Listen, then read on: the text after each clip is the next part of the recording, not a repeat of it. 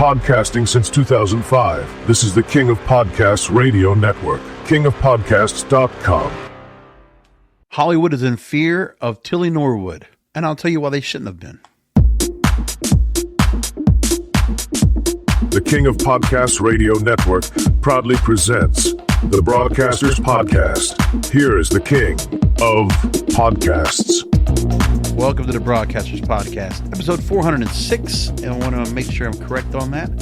Thanks for joining me here in the program, kingofpodcasts.com, kingofpodcasts.com, and if you would like to go ahead and help support this program and all the programming that I do here each and every week, there is a donate button on the website and several various ways you can help out in the program. I'm just trying to pay bills. That's all I'm asking for. So if you would be so obliged and you are financially more off than I am, and you enjoy these little programs that I do here, hour long, as much as I can every week, preparing, planning, hosting, editing, producing it, then I would hope you'll go ahead and consider. That's all I wanted to go and say for that. So Tilly Norwood has now come to the forefront. And who is she? She is an actress that we're just learning about now. So let me give you what the story is so far. So Tilly Norwood is an AI-generated character being marketed as an actress. Now, first of all, she was created by the AI talent studio Xicoia, the AI division of the production company Particle 6 Group, founded by a Dutch actress and comedian, Ellen van der Velden. She is an AI composite designed to resemble a blend of several well-known actresses, a mix of Gal Gadot, Ana de Armas, and Vanessa Hudgens. And it's been stated that the goal is for her to be the next Scarlett Johansson or Natalie Portman. First credited appearance was in an AI-generated comedy sketch called AI Commissioner, featuring 16 AI-generated characters. She also appears in promotional content on social media, like her Instagram account.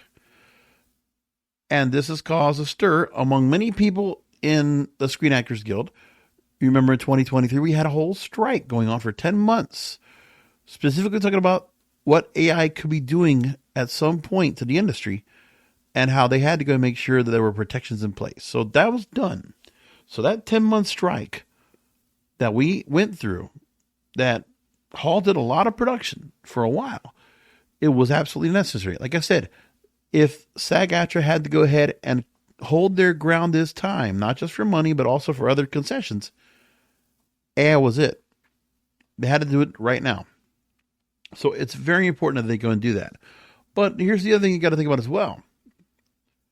During the time of the Screen Actors, the writers and directors strike, if you will, right? Writers, directors, AMPTP, all those agencies were all on strike. What was going on in the background? Well, I'll tell you what it was. At that time, we were dealing with how would AI generation come up in the first place? Well, let's just go back to the idea of this. As we know, when things come up on the internet, if you have known since the beginning of the internet, when there are new concepts, there are new things that are brought, new technologies. It starts in one place before it becomes mainstream. I'm talking about porn. The adult industry already has been tinkering with AI technology since the strike of the writers and directors and SAG-AFTRA and all that stuff. The Hollywood strikes were in 2023, and in that year, AI was already being put in place. So AI has profoundly reshaped porn, accelerating content creation, personalization, and revenue models, all sparking debates over ethics, job displacement, and regulation. Now, in 2025, there has been a growth in AI-driven tools. The market for AI-generated adult content is estimated to have surged beyond the $120 million in revenue it generated in 2023. And now there are accessible platforms being fueled to allow users to create hyper-customized videos and images from simple prompts, from transforming traditional production, distribution, and consumption in ways that both empower creators and threaten livelihoods. So what's going on is the idea of AI was first something that would have been incorporated or experimented in the porn industry. There are dating sites out there. I do my Depraved and Debaucherous program, which I normally put out on Tuesday nights, early Wednesday mornings. And I have talked to several companies that have done AI for dating. But on the back end, they also have the same technology being used for porn. Because while you have people that are looking for dates that might be AI generated, maybe those people do not want to just have somebody that's a companion or a date. Maybe they want to have an AI generated woman that is going to be something that will do anything for them. The idea would be users can create ultra realistic videos with virtual performers tailored to specific fantasies, body types, or scenarios.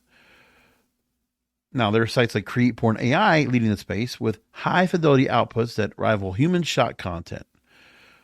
Features with voice synthesis and interactive AI girlfriends simulating real-time interactions. There has been an analysis of top AI porn websites that have extensive options for user-driven customization, ethical safeguards like age verification, but many prioritize speed over consent checks. It's also affected OnlyFans because there are sites now adapting for integrating AI for enhanced user experiences. And now there are, like the OnlyFans of the world are now facing competition from free or low-cost AI generators. The 2025 XBiz Adult Industry Conference. It's a business conference that we've heard about. Now, XBiz was the magazine that's been around for the business for a long time, but going back to when I remember getting a chance to go and be in that space, dabbling in 2005, 20 years ago. Well, they highlight how OnlyFans is now evolving amid this, and creators are using AI to upscale amateur footage or generate supplemental material, but purists are saying it's diluting authenticity. So now indie creators, when you actually create porn content, now you have quicker production without crews or sets. Performers are now out in niche markets, and there are discussions in tech communities that AI's ability to prompt and goon is eroding demand for human content. Estimates saying 30% of traditional roles are going to be at risk. And new jobs in AI curation and ethical oversight are emerging. Trust me, I've been looking at some of the jobs online, and there's a lot of AI curation, AI modeling, language learning that is out there now. That's the job market today. A lot of things going on. So you're asking, King of Podcasts, how does this relate to Tilly Norwood? Well, I'll tell you like this. Her debut represents a high-profile milestone in the broader adoption of AI-generated performers. It's just doing exactly what the porn industry does, because the idea is it is a fantasy. So Norwood has been billed as the world's first fully AI-created actress, a photorealistic British brunette avatar designed for film, TV, and ads with capabilities for voice synthesis and customizable appearances. And she was in an ad that looked like the Sydney Sweeney American Eagle ad. And let me just go ahead and play that for you just so you can get to hear of what, or at least what her voice looks like. You know, of course, we're only audio only on this program, so I would tell you to go ahead and do a search for Tilly Norwood to give you a visual component. And here's her voice. Genes are normally passed down from parents to offspring, often determining traits like hair color, personality, and even eye color. Not mine. I'm built on everything that came before me. My genes are binary. There you go. Now, I wasn't going to go ahead and talk about Tilly Norwood. I started hearing about this a couple weeks ago. But now we have to, because now she's starting to get some backlash, because there's news now that there are talent agents already interested in signing this digital character. And Eileen van der Velden wrote on Instagram, also posting on Norwood's Instagram page, quote, "To those who have expressed anger over the creation of my AI character Tilly Norwood, she's not a replacement for a human being, but a creative work, a piece of art. Like many forms of art before her, she sparks conversation, and that in itself shows the power of creativity." Goes on to say that I see AI not as a replacement for people, but as a new tool, a new paintbrush, just as animation, puppetry, or CGI open fresh possibilities without taking away from live acting. AI offers another way to imagine and build stories. I'm an actor myself, and nothing, certainly not an AI character, can take away the craft or joy of human performance. So it's a pretty ambassadorial response to this. But, I mean, you should not be surprised by the fact that there are now possible talent agents or possible management that wants to go ahead and shop around this digital AI actress to be noticed possibly and be seen in movies or television or whatever you want. I mean, right now, AI is getting to the point where I wouldn't be surprised if it got to a point where we're getting movies that are completely AI generated that can be put up for the big screen or for Netflix or for streaming or whatever it is. You can't be surprised by that. And think of the amount of content you could create. But it still requires human input. So the actress here could be subjected to so many different things.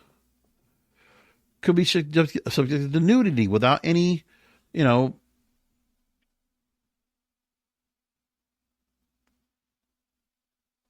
of those romantic safety guards or whatever they have out there. No casting couch. So what kind of abuse could you do to a character like this? A character that will automatically be able to go ahead and deliver a take exactly unless the computer programming is flawed or makes a mistake.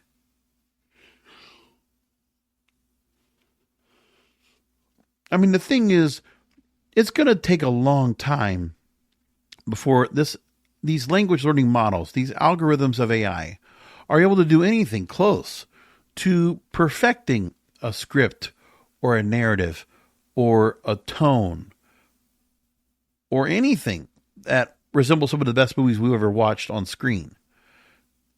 It still requires human input, no matter what.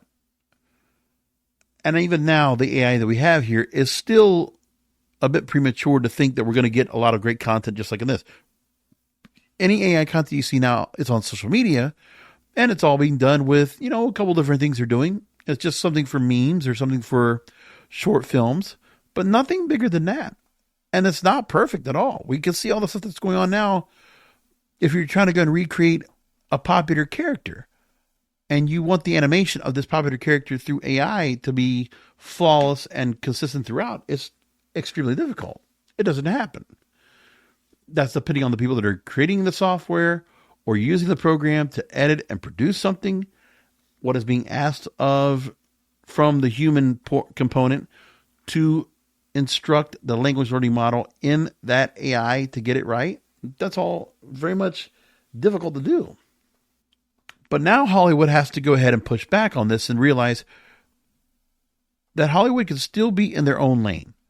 But there is something to be said about why this is coming in is because Hollywood is in a glut right now of rehashing, repurposing, recycling. They're not putting out a lot of new content. And if they would, and it would be better content out there, AI would not even be in the conversation. It would be in the background. And it would not be there as seeing something so disruptive as a Tilly Norwood could come into the space and shake up Hollywood just like that. That's what I got to go and find out. Van der Velden said that at the Zurich Summit this past weekend, there would be an announcement being made over which agency would be representing her in the coming months. And a lot of resentment has come about. And one parody social media account too. But the acting community got very upset. They got butthurt. Okay. Several well-known names chiming in among the hundreds of angry messages left in online comment sections, suggesting that anger should be targeted at whichever agent signs Norwood. Not going to the names here. Hope all actors rep by the agent that does this drop their ass. How gross, read the room. Out the agents, I want names. And what about the hundreds of living young women whose faces were composited together to make her? You couldn't hire any of them? One other person writes, a nightmare to work with. Tilly Norwood was a nightmare to work with and couldn't hit her mark and was late. And there's other things that can be brought up about an actress like this that doesn't have to have a political view or doesn't have to have any kind of opinions on anything. But again, it would just be a hollow character. So for those that want to be the fans of an actress like this, there wouldn't be much to go off of because then you could just have some programmer just make whatever kind of story they want about her. And it wouldn't make a difference. Or they could just fantasize whatever kind of story they want and change it up. You could also make it like a creative story. Here's 3 or 4 different stories you can have about Tilly Norwood, and you can figure out which one you like. It's all this here. But imagine if you did put this here. And look, this is one of the things where Hollywood's not going to be able to go and sway away from something like this, because when you see a young woman like this, which is AI generated, I know, but when you look at her, if you didn't tell anyone that she was AI generated, it would be hard to go and see that. But she's young. They did a lot of work in making part of her face look a little bit very natural so that it's not overly perfect. And I think that's the other thing they actually did really well to create the character. Plus the expressions that she can give and what she's done. Like, those kind of things are very important. But having an actress stay eternally young. I mean, it's one thing for movies that you have that are with a more mature audience or more mature set of actors and actresses. Those movies are still going to be out there. But we're talking about when you have characters that can't stay the same role, or those child stars. I mean, there's a reason why we had child stars forever, because they will still be young, even into their 20s, from their, pre-teens or even before then, for some of them, and they can still stay around and be relevant. I'm surprised we haven't had this in music yet. I mean, obviously we have music now that's AI generated, the audio portion, but we haven't seen anybody, as far as I know yet, that is completely AI generated, and you can see the music also being performed by that particular AI generated musician or singer, whatever. I don't know if we've gotten to that point yet. If we have, I haven't seen it yet, and it hasn't been up to the mainstream yet, but we can see that someday. Very much so. But it's also one of those things where you have this particular AI generated character that caught attention. I mean, she also looks a lot like a lot of different girls out there in the first place. Like, there's already somebody on social media that pointed out that she looks like one of a TikTok star out there, and they're not probably too far off from that. The new SAG-AFTRA President Sean Astin, yes, Rudy, or his work in the, there's a lot of movies he's been in. Okay, Sean Astin is going to be addressing this right now with agents that continue to fight for AI compensation. So he spoke to Variety about global curiosity over her.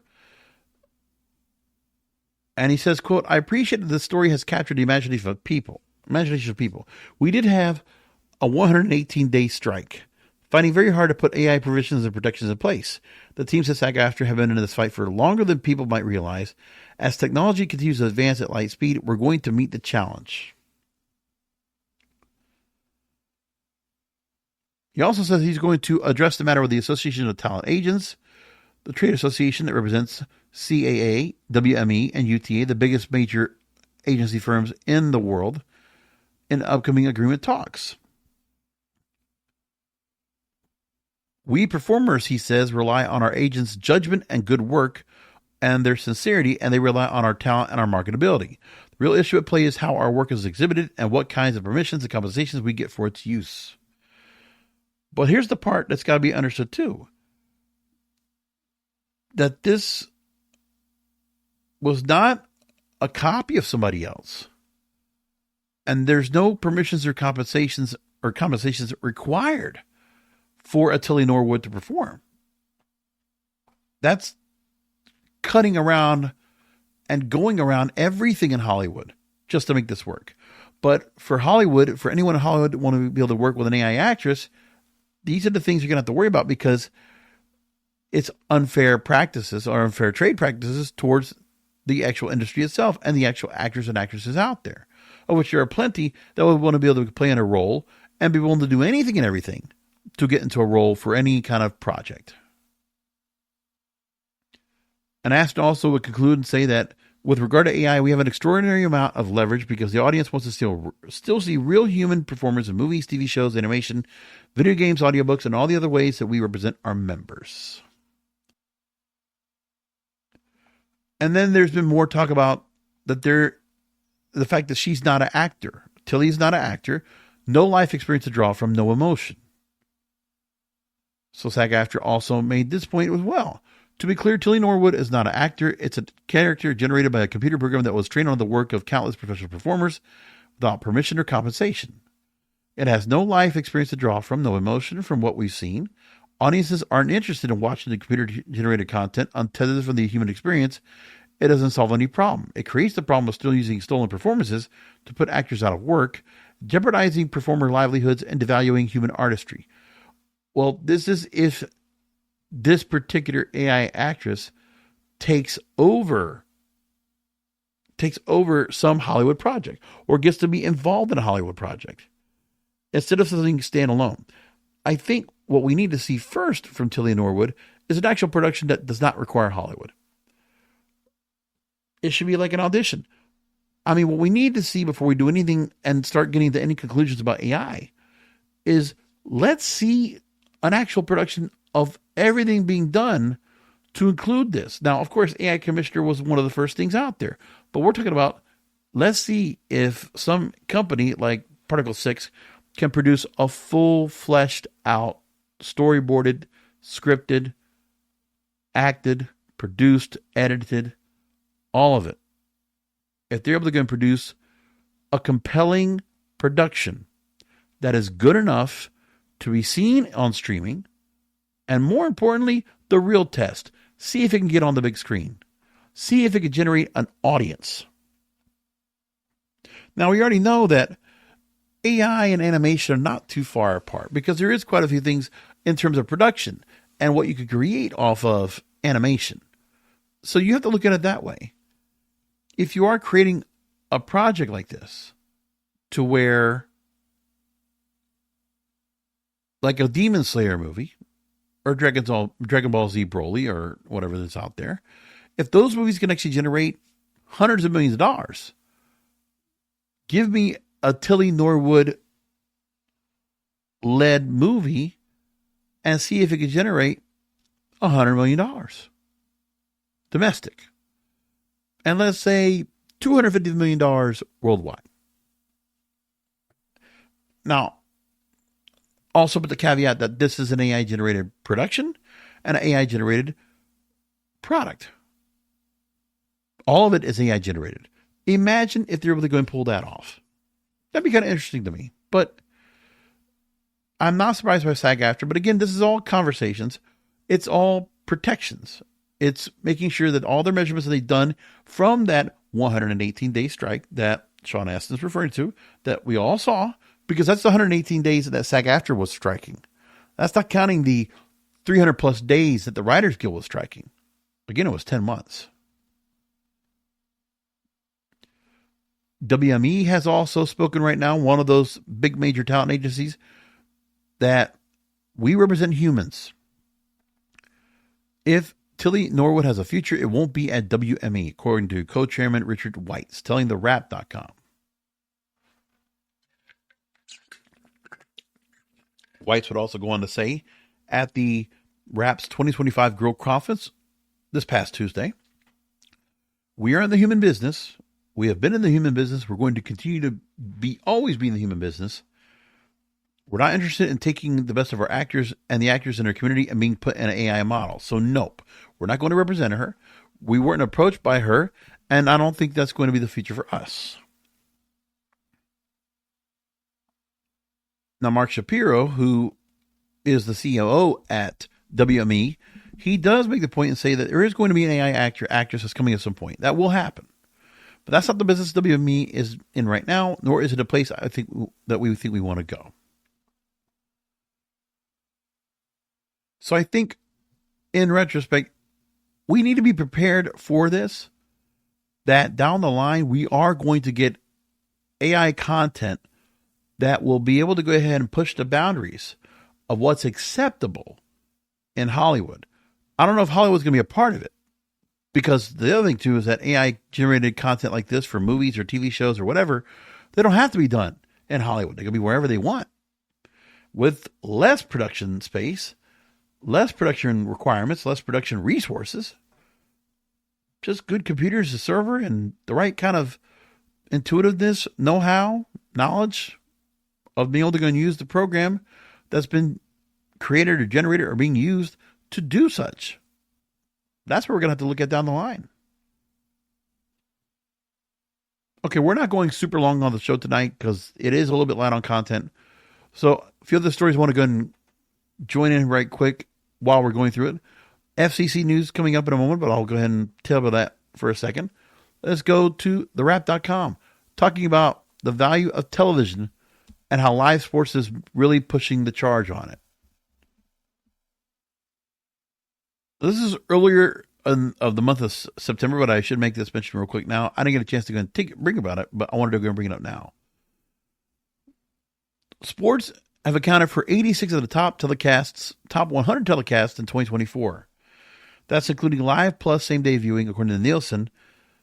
And the other balance of content out there was made up of presidential debates, award shows, a few live events, and the first episode of Tracker that premiered after the 2024 Super Bowl. And if you look at this year, there hasn't been a whole lot of buzz right now in the current fall season of new content going out. I mean, you got, a whole bunch of Law and Orders, Chicago Fire, PD, whatever it is.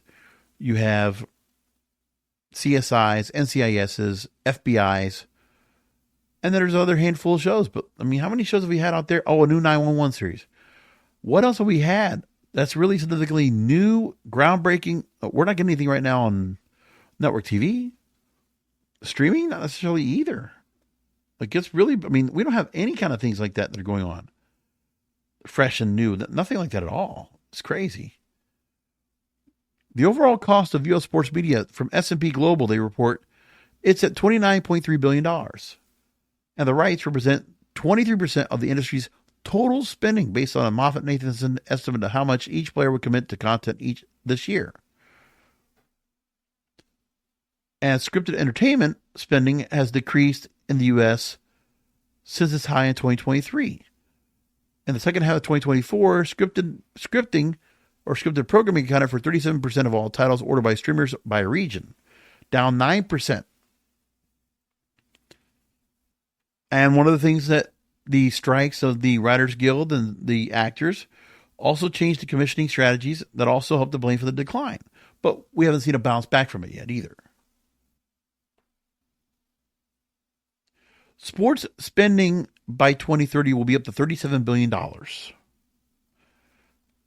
And that's up 153% from 2015, 10-year analysis.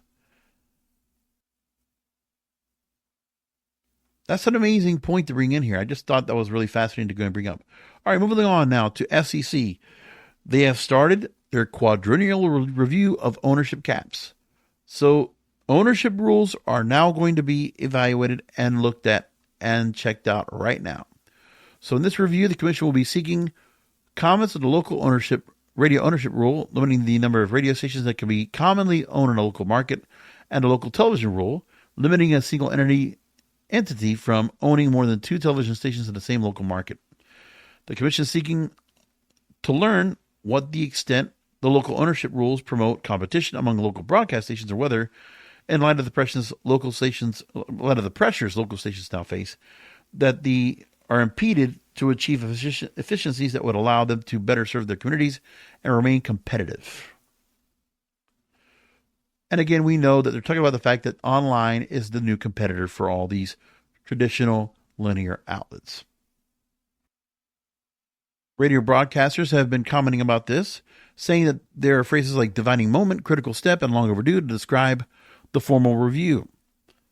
Caroline Beasley of Beasley Media Group says that it's a defining moment for our industry to ensure that local radio can continue to fulfill its essential public service mission for decades to come. Cumulus Media President and CEO Mary Berner says that this is quickly modernizing the radio ownership rules, being essential for listeners who rely on local radio every day. The NAB President and CEO Curtis Legate says this was long overdue to modernize outdated broadcast ownership rules. They're going to change it. Let's just make that clear. We're going to have an open season on TV and radio stations to be gobbled up.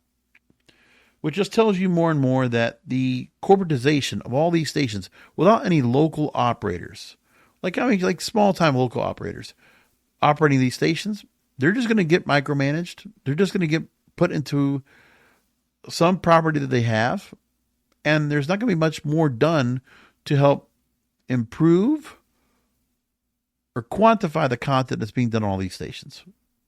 It's not going to matter.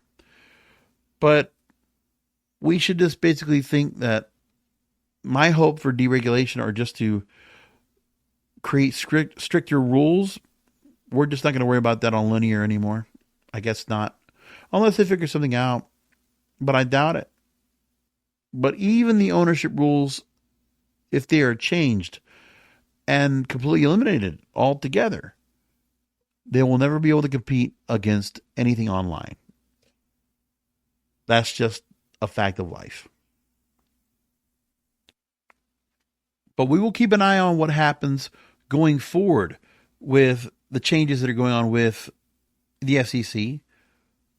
As I said, I wish they wouldn't go and decide to go and do this, but what are you going to do, right? No choice. All right, this weekend I'm going to be watching The Smashing Machine with The Rock. Hopefully that movie will be really well. Supposedly a movie that The Rock could win a Grammy from. We'll find out. Or it's going to be an Oscar. Oh my God, Grammy. Never mind. Anyway, come back for another Broadcasters podcast next week. Hopefully a little more content, because content is king, and the control of your content is in your hands.